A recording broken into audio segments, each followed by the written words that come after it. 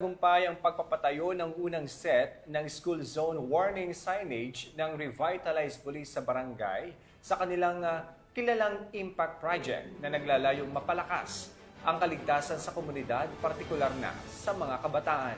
Layunin ng proyektong ito na maiwasan ng aksidente sa kalsada sa pamamagitan ng pagbibigay ng sapat na babala sa mga motorista na maghinay-hinay sa pagmamaneho kapag nasa school zone area.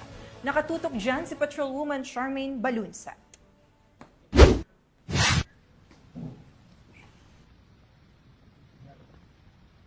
Matagumpay na isinagawa ang unang set ng installation at turnover ng school zone warning signage sa Barangay Indaluyon, Igbaras, Iloilo sa ilalim ng RPSB Quick Impact Project nito lamang 31 ng Hulyo taong kasalukuyan. Ang naturang aktibidad ay sinimulan bandang alas 9 ng umaga na pinangunahan ni Police Captain Danilo Nuca, team leader ng RPSB Team Igbaras, katuwang ang mga opisyal ng barangay sa pamumuno ni Punong Barangay Honorable Carlito Eclar, mga volunteer mula sa Megan Society at ang Office of Engineering ng LGU Igbaras. Unang isinagawa ang paglalagay ng signage malapit sa Kalye Indaluyon Integrated School na dinaluhan ng mga guro at PTA officers sa pangunguna ni Mrs. Karina Di Costa, Head Teacher 1. Isa pang school zone signage ang itinayo malapit sa Barangay Indaluyon Daycare Center na dinaluhan ni Mrs. Elisa Estoque, isang volunteer teacher kasama ang ilan pang mga magulang. Layunin ng proyektong ito na mapalakas ang kaligtasan sa komunidad, partikular na sa mga kabataan, sa pamamagitan ng pagbibigay ng babala sa mga motorista upang mag-ingat sa mga lugar na malapit sa paaralan. Isa rin itong akbang upang maiwasan ang mga aksidente sa lansangan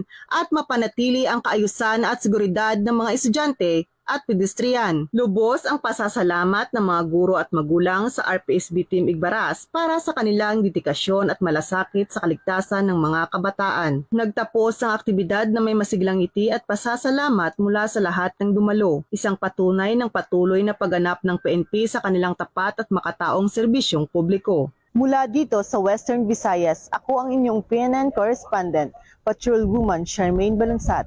Alagad ng batas, tagataguyod ng Balitang Pulis.